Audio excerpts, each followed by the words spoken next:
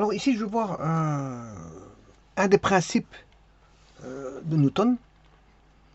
Alors un des principes de Newton, bon, c'est plutôt un principe physique existant, mais que Newton a découvert, donc on lui a attribué voilà, une des lois de Newton, on lui a attribué le nom, la loi de Newton. Mais en fait, quelque part, bon, c'est un principe physique qui existe dans tout l'univers. Alors quand je dis dans tout l'univers, bon, je ne sais pas si l'univers est fini ou infini. Est-ce l'image l'univers est-il une image? Voilà, ça j'en sais trop rien. Voilà, j'en sais pas plus. On va dire ça. Voilà, j'en sais pas plus. Mais c'est pour vous dire que donc quand je dis dans tout l'univers, bon tout, qu'est-ce que c'est? Est-ce que c'est quelque chose de fini ou infini? Bon tout, ça voudrait dire que c'est fini si je dis tout. On va considérer que bon qu'il soit infini ou fini, je dirais tout. Voilà. Donc le principe là que je viens de vous énoncer, enfin que les trois principes comment on appelle ça, de Newton sont valables dans l'univers. On aurait pu imaginer qu'il existe un autre univers, qu'on n'a pas les mêmes lois physiques que cet univers-ci, et qu'il y aurait d'autres univers avec d'autres lois physiques. Mais c'est pas comme ça. Bon, on a une uniformisation voilà, des principes physiques dans tout l'univers. Avec, voilà.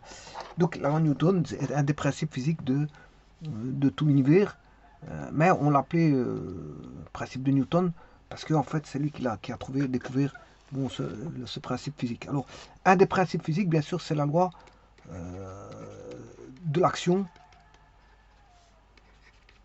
et de la réaction bien sûr de force.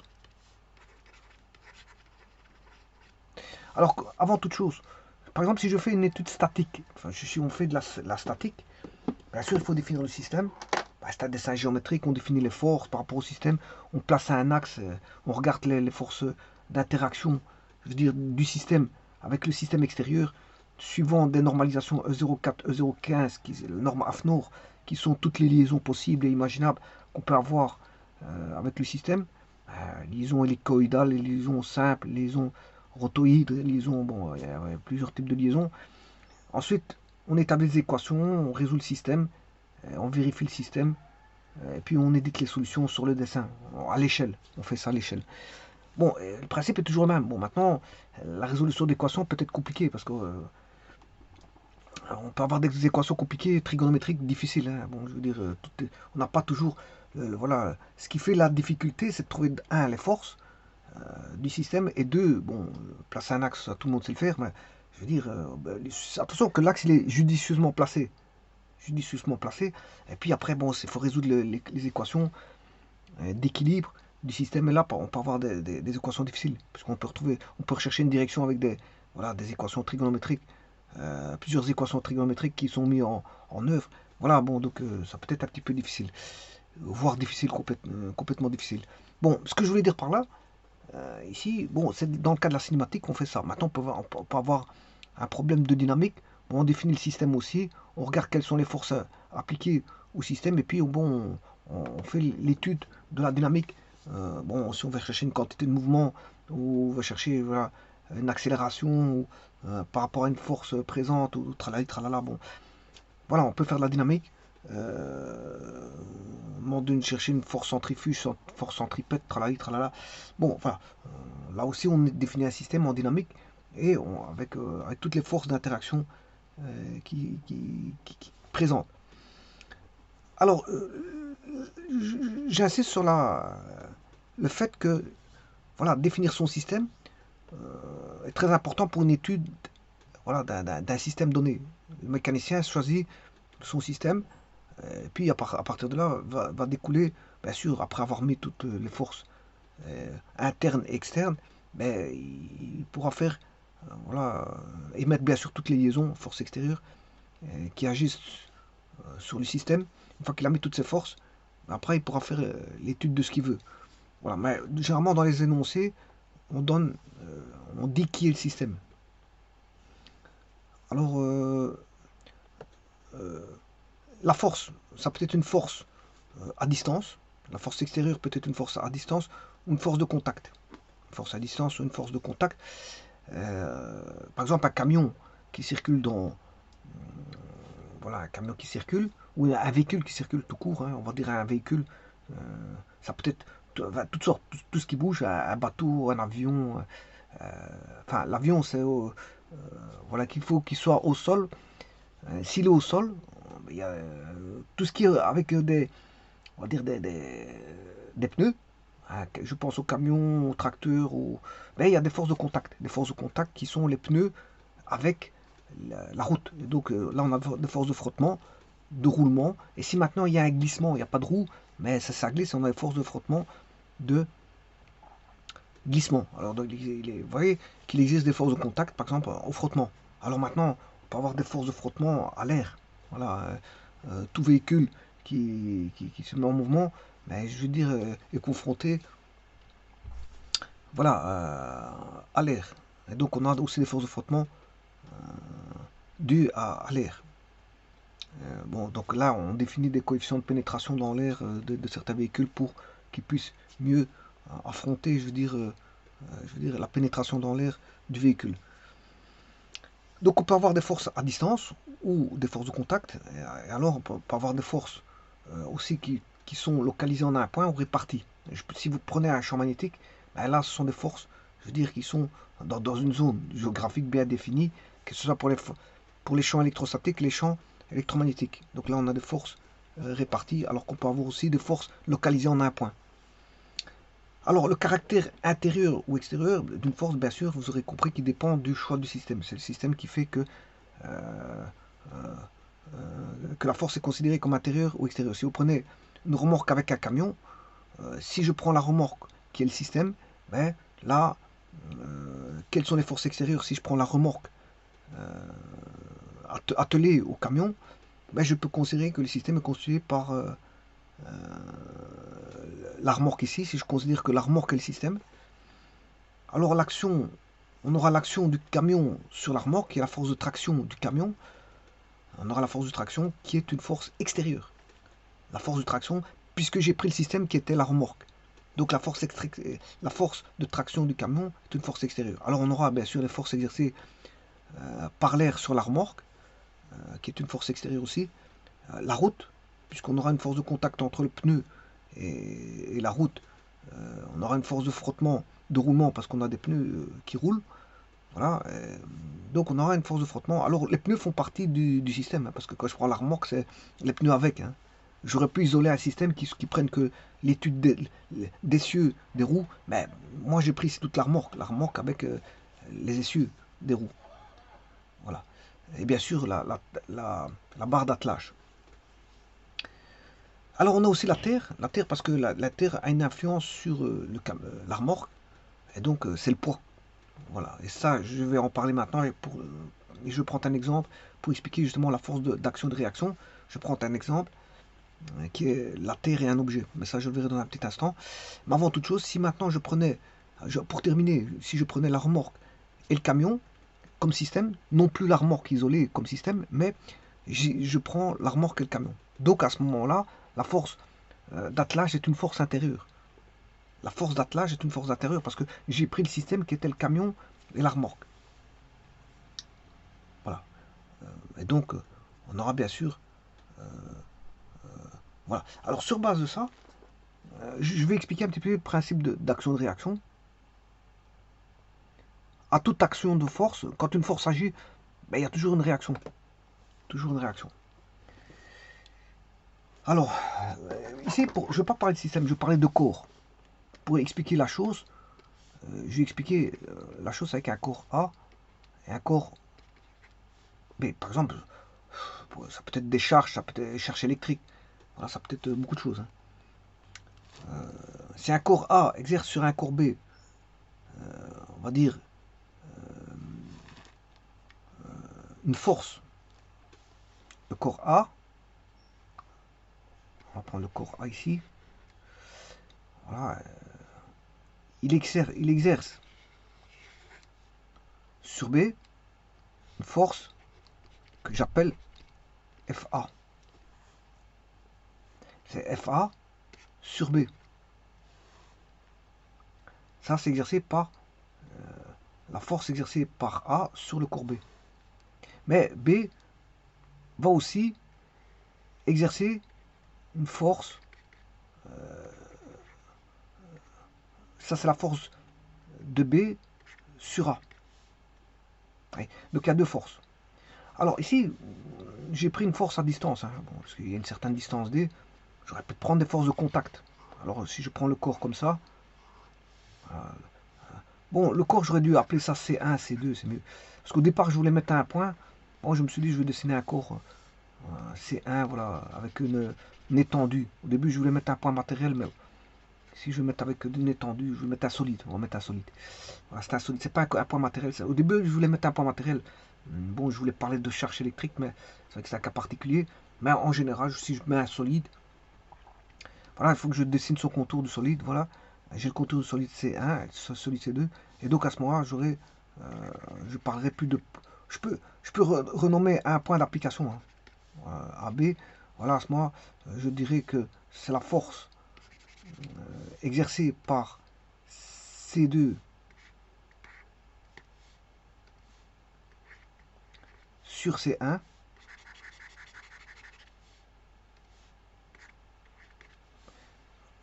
Donc ici, je mets une force à distance, j'aurais pu mettre des forces de contact, mais bon, si je mettais des forces de contact, je les rapprocherais l'un de l'autre. Je les mettrais en contact. Alors là, on aurait force de C1 sur C2. Voilà. Alors, comment sont ces deux forces? En fait, ces deux forces, d'après le principe de l'action et de la réaction, elles sont opposées. Alors, deux vecteurs sont opposés s'ils ont même direction, même intensité. L'intensité, c'est la norme du vecteur. Alors, l'intensité, ici, c'est en newton, hein, parce que c'est des forces, l'intensité, mais des sens opposés. Voilà. Donc, ça veut dire que si je devais dessiner sur une échelle les deux vecteurs, j'aurais le premier vecteur ici et le second vecteur là. Donc j'aurais f de C2, 1. Ouais, attention que j'ai oublié les flèches ici. F de C2 sur C1 et F de C1 sur C2. Ces deux vecteurs sont complètement opposés. Alors, ça veut dire que attention que ce sont des forces parallèles, hein, d'office, dès le moment où ils ont même direction, les deux forces sont parallèles entre elles. Donc on peut dire qu'ils peuvent avoir voilà, ils sont parallèles, c'est des forces parallèles. Donc si je prends, quand on a des forces parallèles, je peux parler en termes d'intensité comme ceci, il n'y a pas de cosinus ni de sinus. F de C2 sur C1, par contre ils sont opposés. Ou inversement, F de C2 sur C1 égale F de C1 sur C2. Voilà, ça ils sont opposés. Bon. Dire ceci, et ça c'est valable pour tous les cours, hein. Bon, c'est un principe physique général. Hein. On peut pas dire que voilà, quand un corps exerce une force sur un corps, l'autre corps exerce la même force mais opposée à celle qui lui est engendrée, enfin à celle qui lui est, on va dire, exposée. Donc j'écrirai que si vous écrivez que f de C1 sur C2 est égal à moins f de C2 sur C1, c'est dire que f de C1 sur C2 est égal à f de, enfin plus f de C2 sur C1 égale 0. Donc ça veut dire qu'il y a un équilibre parfait de ces forces. Un équilibre parfait de ces forces.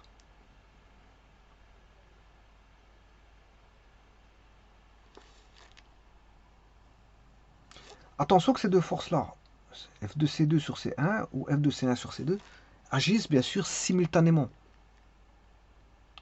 Donc on va dire, ce sont toutes les deux des interactions. C'est toutes les deux des interactions qui agissent, on va dire, simultanément. Et donc, et c'est toujours comme ça. Bon, s'il a fallu l'époque de Newton pour découvrir ça, peut-être que certaines personnes le savaient à la base, mais déjà, c'était déjà une avancée très importante pour voilà, les calculs de statique et de dynamique. Voilà. C'est une avancée très importante, parce que beaucoup de gens ne savaient pas ça auparavant, parce qu'il a fallu justement Newton pour découvrir ça. C'est une découverte, ça existait, ça a toujours existé, mais les gens ne savaient pas. Mais une fois qu'ils ont su ça, ben, ça a été, je veux dire, une donne qui a changé beaucoup de choses. Euh, Puisque déjà, on peut se dire quoi? Ben, on peut se dire que là, quand on a des forces intérieures, un système, si je prends un système, ben, on a de nombreuses forces intérieures à un système. Et que toutes ces forces intérieures, ben, la somme des forces intérieures vaudra zéro. Pourquoi? Ben, par le principe de l'action-réaction. Donc, quand vous étudiez un système, ben, on va étudier les forces extérieures, puisque les forces intérieures s'annulent. Les forces intérieures s'annulent. Donc, je dirais que les forces intérieures d'un système sont opposées 2 à 2, et la somme des forces intérieures d'un système, donc je parle des forces internes, hein, est nulle. Donc, on peut dire que somme des forces extérieures, somme des forces intérieures égale 0.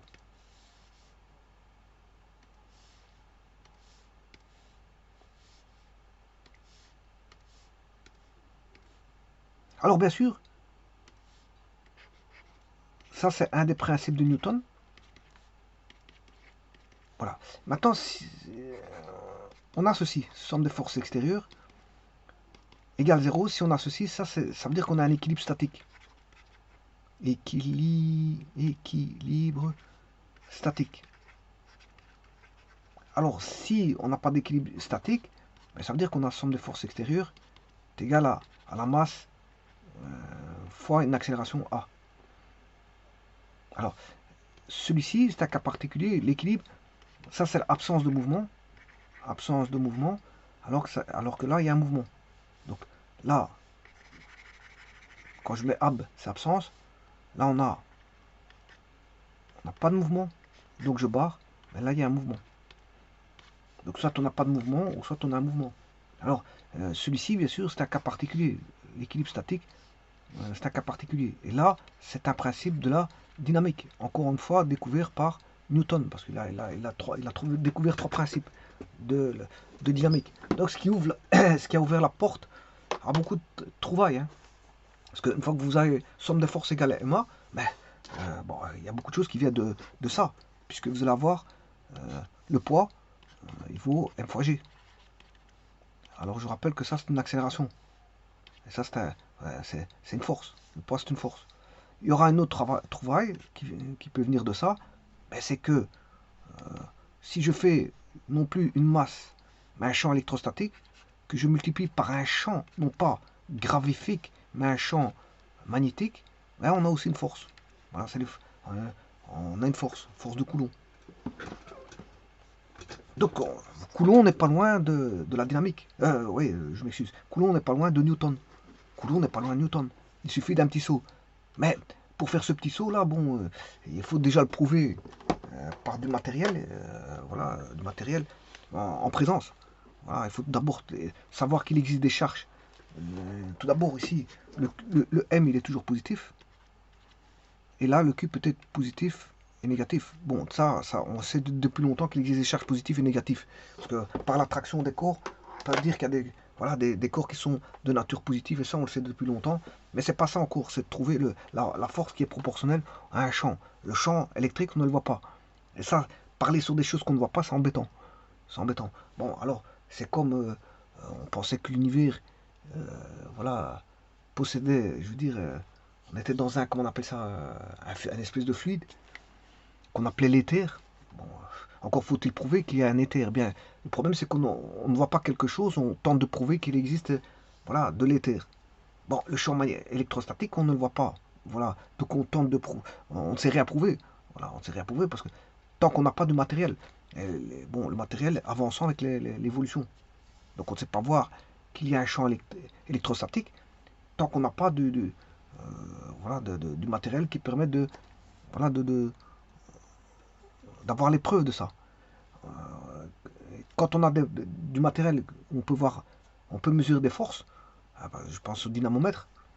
Mais le problème, le dynamomètre, pour des charges électrostatiques, bon, il faut des petites, voilà, il faut du matériel adapté pour mesurer des petites forces. Donc, tout ça, il faut prouver. Pour prouver tout ça, c'est ce qui n'est pas visible, c'est difficilement, voilà, ce qui n'est pas visible. Qui aurait pu se convaincre, bon, il y a très longtemps, d'ici, avant qu'on trouve que l'air est composé d'azote et d'oxygène, puisque l'air, on ne le voit pas, qui s'était dit que l'air est composé, voilà, d'azote et d'oxygène. Ouais, il a fallu du matériel pour pouvoir prouver que l'air est une composition, voilà, d'azote et d'oxygène. L'air, on ne voit pas, on ne le voit pas. Mais on sait bien qu'on a un poumon, qu'on respire quelque chose. On respire quelque chose. Donc les premiers êtres humains, ils savaient bien que on avait un système respiratoire, qu'on étouffait quand, je veux dire, voilà, s'il n'y avait plus d'air, on rentre dans un endroit où il y a moins d'air, ouais, la personne voit tout de suite qu'elle étouffe, parce qu'en fait, on sait très bien que on a dans un espace clos qui manque quelque chose. Alors, il manque quelque chose, c'est quoi? Ben, on a compris qu'après c'était du gaz, et que ce gaz-là c'était de l'air, et que l'air est composé, voilà, d'azote et d'oxygène. Mais à la base, les premiers êtres humains, bon, ils ne comprenaient pas tout ça. Ils ne comprenaient pas tout ça, et ici c'est le même. Le champ gravitation, le gravitationnel, pour comprendre ça, bon, il a fallu de nombreuses années. Pour comprendre le champ électromagnétique, électrostatique, il a fallu de nombreuses années. Pour comprendre le champ électromagnétique, il a fallu de nombreuses années. Pour comprendre les champs magnétiques, il a fallu de nombreuses années. Voilà. Pour comprendre qu'il existait un poids, ben, il a fallu de nombreuses années. Et bon, ça date, voilà, de la sortie des lois de Newton, somme des forces égale ma. Donc, les principes de Newton ont fait, donné, je veux dire, ce sont des grands principes. Pourquoi des grands principes de mécanique et de physique? Donc, quand je dis mécanique, c'est aussi bien statique que dynamique. Pourquoi ça a ramené parce que vous voyez très bien qu'une fois que les lois sont connues, qu'on connaît les formules et qu'on connaît les principes, notamment de la loi de l'action et de la réaction, et voilà, que somme des forces égale ma, et d'autres principes aussi, eh bien, à partir de là, alors on peut même trouver la quantité de mouvement, hein, à partir de la formule là. À partir de F égale ma, on peut trouver la quantité de mouvement. On se cache derrière aussi la quantité de mouvement qui fait introduire un autre vecteur. Attention, il ne faut pas se tromper, puisque ici je vais mettre petit p. Alors petit p c'est la quantité de mouvement, c'est pas le poids. Le poids c'est grand P par exemple, et petit p c'est la quantité de mouvement. Et là c'est aussi une vitesse. Je m'excuse, une masse. C'est une masse. Voilà, c'est toujours une masse fois un vecteur. Voilà. Et une masse fois un vecteur donne toujours un vecteur. Voilà. Et donc ça, c'est un vecteur spécifique. Dès le moment où vous mettez une vitesse ici, là c'est des champs. Hein. Ces deux-ci, ce sont des champs. Ben, l'un est appelé un champ mécanique, un champ enfin gravifique. Un champ gravifique, c'est un champ mécanique. Et l'autre, c'est un champ électrostatique. Voilà, qui est E. Alors je peux mettre une formule avec le champ magnétique. Voilà, c'est toujours une force fois, voilà, euh, une force fois, c'est égal à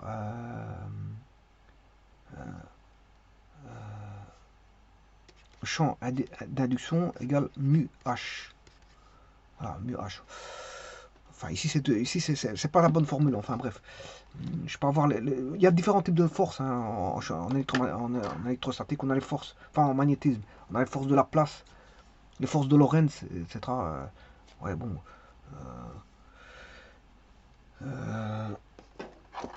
F est égal à BLI par exemple. Mais là, on a un courant. On a un courant, une longueur, une induction, ça donne une force. Ça, c'est la force de la place. Bon, enfin bref.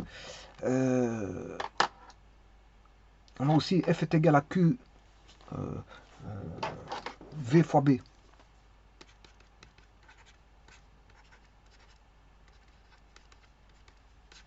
Voilà, il y a différents types de forces hein, en électromagnétisme. Voilà. Mais disons que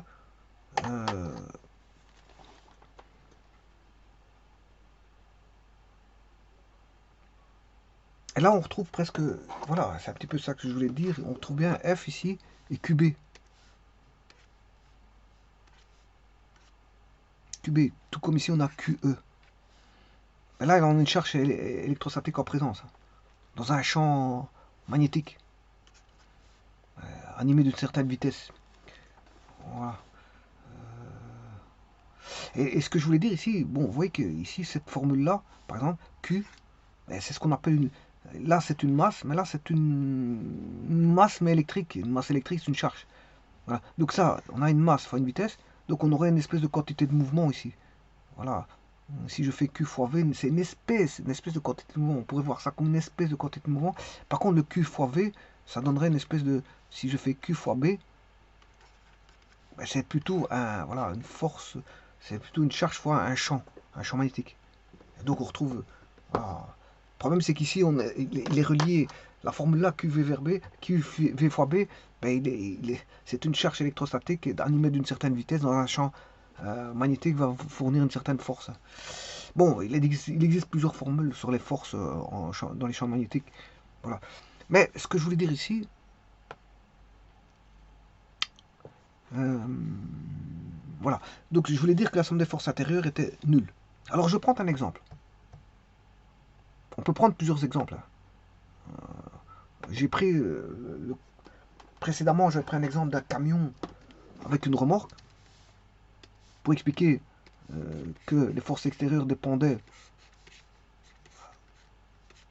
Ici, j'ai un attelage, j'ai une force de traction qui est le camion qui tire sur une remorque.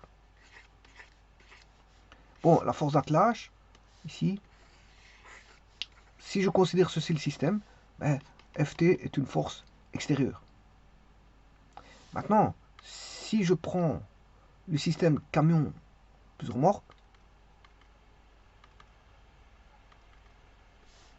camion plus remorque, enfin, je ne sais pas pourquoi j'ai fait ça, mais voilà, camion plus remorque, voilà, le système ici, ben là, Ft est une force intérieure. Ça devient une force intérieure. Alors j'appelle que la somme des forces intérieures est nulle, hein. La somme des forces intérieures est nulle. Alors maintenant, je prends un autre exemple. J'aurais pu prendre une voiture qui tire par là, avec un camion, enfin une camionnette qui tire par là. On va établir qui est le système, qui est voilà, le principe de l'action-réaction. Et qui est force intérieure, qui est force extérieure. Parce que si je mets par exemple la voiture qui tire par là, elle a une certaine force de la voiture, et là j'ai la force du camion. Et donc comme ils ont un attelage ici, enfin une chaîne ou voilà, un attelage, peu importe. Bien sûr, ici il y a des équilibres. Si c'est le camion qui gagne, ben, le véhicule est déplacé par là. Si c'est la voiture qui gagne, la voiture est déplacée par là. Il faut voir voilà, la somme de force. Si elle est différente de zéro, ben, je veux dire, on a un déséquilibre et donc on a un mouvement. Un mouvement.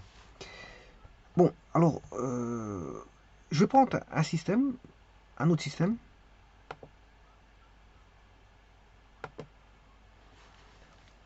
qui est le système formé par une pierre et la terre. Voilà. Ça, on va considérer que c'est la terre. Alors, attention que la pierre, elle est là. Donc elle n'est pas en contact, hein. On n'a pas... C'est pas des forces de contact ici. Ici, c'est une force à distance. Ah, c'est une force à distance. Alors, centre de la Terre. Donc on a deux systèmes. Comme j'avais ici deux systèmes, camion et remorque, j'ai deux systèmes. Mais si maintenant je pouvais prendre un seul système, je pouvais prendre le système camion, comment on appelle ça, camion remorque. Maintenant ici c'est pareil, je peux prendre le système là, j'étudie les forces extérieures par rapport à lui. Ou alors je peux prendre le système là, qui est le camion, ça c'est la voiture, ça c'est le camion. Je peux étudier le système camion, regarder les forces qui sont extérieures ou intérieures. Ou alors je peux étudier le système voiture-camion. Je peux étudier le système voiture-camion. Voilà. le système, bon, c'est le mécanicien ou le physicien qui le définit. Bon, ici c'est pareil. Là, comment je vais définir mon système? Je prends le système terre-pierre. Voilà mon système. Alors là, vous avez le principe de Newton qui est connu. Hein, bon, il est connu depuis que Newton l'a découvert. Ah, parce qu'avant, on ne savait pas que ça existait tout ça. Voilà, donc là on a une force de contact. Alors, on est dans un champ gravitationnel qui est G. Voilà, G. Et on va dire que la pierre. Alors, quelles sont les forces mises en action qui agissent? Ben, on va dire que la pierre est attirée par la terre. Ça, c'est la force, on va dire, de. Ouais, petite remarque. Ça, c'est des répulsions. Et ça, ce sont des attractions. Par exemple, on a ça avec les forces électrostatiques. Là, si vous avez deux forces comme ça, là, les forces se repoussent. Hein. Q1, Q2, les deux charges vont engendrer des forces répulsives ici. Voilà, ici, si j'ai Q1, Q2, là, on a une ligne d'action des forces, la ligne d'action des forces sur un même support. Là, c'est des forces attractives. Ici, on a des forces attractives. Ça, c'est forces répulsives.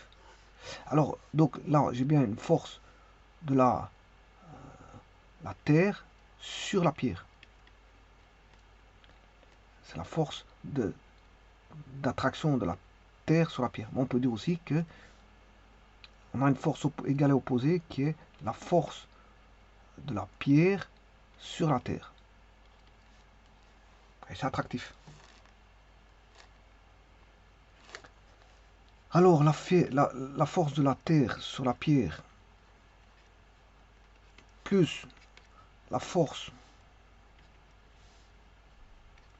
de la pierre sur la terre égale 0. Pourquoi? Parce que c'est deux forces égales et opposées. Je m'excuse, c'est deux forces opposées. Ils ont même direction, même intensité, mais des sens opposés. Et donc si je fais leur somme, ça fait 0. Alors maintenant, c'est un principe voilà, lié à ce qu'a découvert, comment il s'appelle, M. Newton. Donc la force, on va dire que la Terre exerce sur la pierre une force attractive, voilà, qui est F de T pierre, F de T pierre, force de la Terre exercée par la Terre sur la pierre. Et comme je vous ai dit, d'après le principe de Newton, la pierre exerce, attire la Terre. La pierre attire la Terre. Avec une force, je veux dire, qui est force de la pierre sur la Terre. F de PT. Pierre sur la Terre. Alors vous allez me dire, ouais, mais bon, est-ce que on comprend que la pierre est attirée par la Terre, mais certains ne voient pas que le principe inverse, que la pierre, enfin, que la pierre attire la Terre. Que la Terre attire la pierre, tout le monde comprend parce que les objets tombent. Voilà, ils tombent, ils sont attirés, on est attiré vers le centre de la Terre. Mais les gens ne comprennent pas que nous on attire la Terre. En fait, c'est pas aberrant de le dire, hein, c'est pas une aberration de le dire que la pierre tombe sur la Terre ou que la pierre est attirée par la pierre. Simplement, ici, ce qui va se passer, c'est que la masse de la Terre est très grande. Donc l'attraction de la pierre n'a aucune influence, on va dire, n'a qu'une influence négligeable. Une influence négligeable sur la Terre. Alors ça vient de quoi? Ben, de la formule F est égal à gamma mm' sur R carré, où gamma est la constante de Cavendish. Donc là ça, voilà, étant donné que bon, les masses ne sont pas les mêmes, on a la masse de la Terre et la masse de la pierre, ben, ça veut dire qu'il y en a un qui attirera plus l'un que l'autre.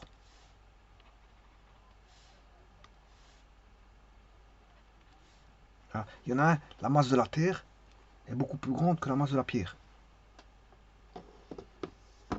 Donc c'est normal qu'on comprend que c'est la Terre qui attire la pierre. Mais il n'est pas aberrant de dire que dans les calculs voilà, de mécanique,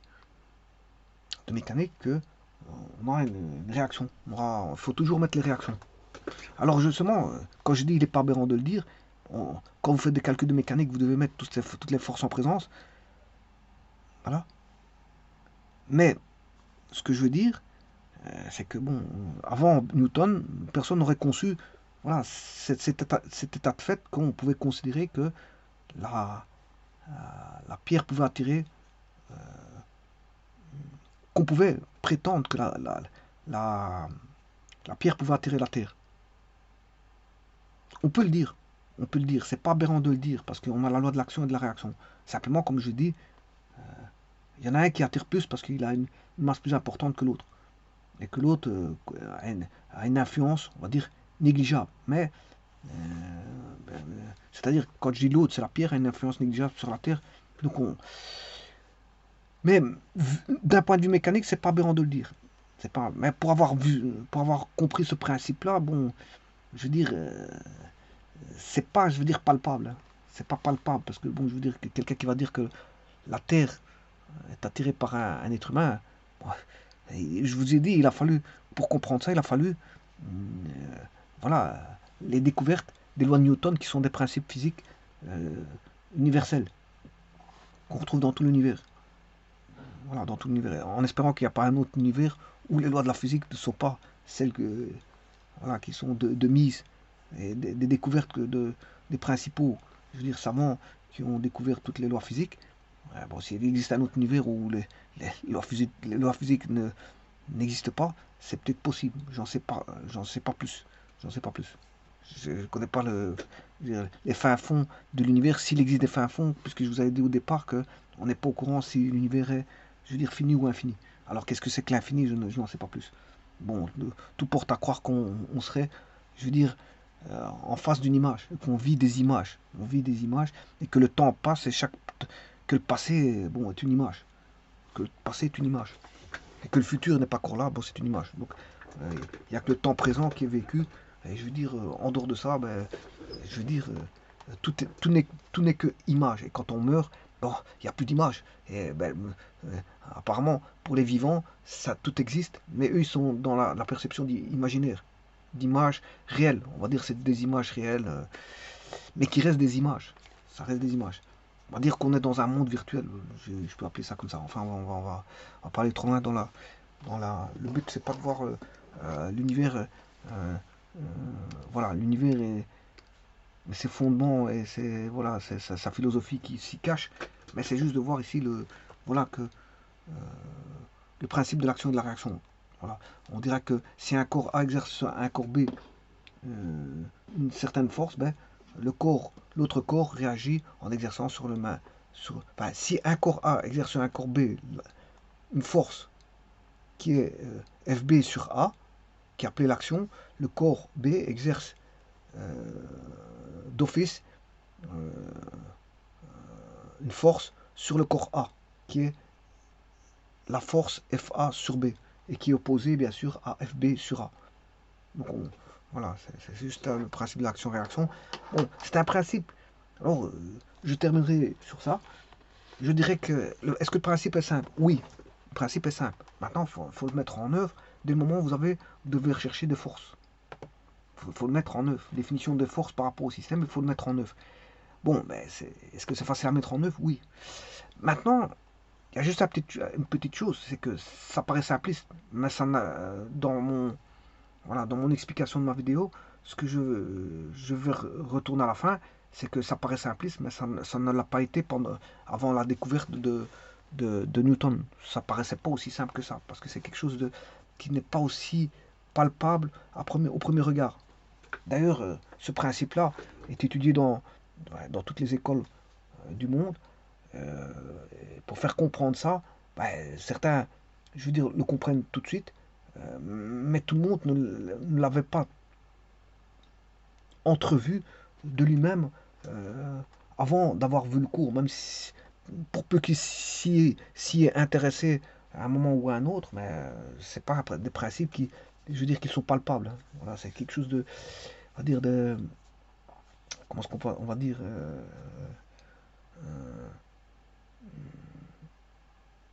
pour comprendre ce genre d'interaction, voilà, d'opposition entre deux forces, quand l'un agit, l'autre contre-réagit, voilà, pour comprendre ça, ben, pour comprendre sa signification, mais c'est pas palpable, on ne sait pas toucher ça, je veux dire, c'est pas quelque chose qui est instinctif, qui est, je veux dire, facile à, à trouver de soi-même. Voilà. Si c'est facile, effectivement, parce qu'il est basé sur une bête équation où la somme des forces égale à zéro, où les deux forces sont des forces égales et opposées, enfin des forces opposées, je m'excuse, je sais pas pourquoi à chaque fois je dis égales, mais ce sont des forces opposées. Pour ça, tout le monde sait le faire. Voilà, deux forces opposées, c'est facile, tout le monde sait le faire ça. La somme de deux forces opposées, ça fait zéro, tout le monde sait le faire. Mais c'est pas ça qui apporte le plus. C'est le fait de l'avoir pressenti, de l'avoir découvert et de l'avoir bien compris avec la signification qui s'y cachait, qui s'y prêtait derrière. Alors que bon, dans les écoles, ils mettent les théories, et là, à ce moment, les gens acquiescent ces théories. Bon, ils ne sont pas aussi, je veux dire, aussi, on va dire, ils n'ont pas, ça, ce sont des théories qui sont, je veux dire, données. Voilà, contrairement à Newton qui, lui, a découvert ça, il a pressenti. Il a eu une signification, je veux dire, le bon sens et la vision, voilà, de ce que cachait, je veux dire, ce principe. D'ailleurs, on a attribué à ce principe son nom. Voilà, loi de l'action et de la réaction, c'est et il n'a pas trouvé que ça, il a trouvé autre chose, hein. On a trouvé somme des forces également, voilà, premier principe, deuxième principe et troisième principe. Il y a trois principes. Il a trouvé beaucoup de choses, Newton, hein. Je peux vous dire la vérité. Bon, c'est quelqu'un qui avait de l'intuition à la découverte. Il pressentait les choses. Bon, c'est quelqu'un qui pressentait les choses. Et comme avant lui, personne n'avait pressenti ce genre de choses, ou personne ne l'avait démontré, ou personne ne l'a mis sur la table. Parce que peut-être que des gens l'avaient trouvé, mais ne l'avaient pas mis sur la table. Bon, lui, il l'a mis sur la table, il a dit, ben, il en était sûr, il savait ce qu'il faisait, et il a porté ça à la communauté scientifique, que le monde entier a découvert. Voilà, c'est une loi assez simple, hein, à instruire. Et les élèves, bon, le comprennent assez facilement, mais un élève ne l'aurait pas pressenti de lui-même parce que c'est pas palpable. Un grand scientifique peut palper des choses invisibles, peut palper des choses invisibles, des choses voilà. Un grand scientifique peut le faire. Bon, je veux dire, il va avoir voilà, des intuitions, voilà, des ressentiments, pressentiments qui vont amener vers sa découverte. Par contre, les étudiants, bon, ils n'auraient jamais présenté d'eux-mêmes ce genre de choses. Simplement, ils le savent parce ils l'ont lu dans voilà, dans un bouquin où on leur a voilà, donné des cours et on leur a dit que bon, ça existait, mais sinon, de eux-mêmes, personne n'aurait trouvé ça, puisque il n'y a qu'une seule personne qui a trouvé.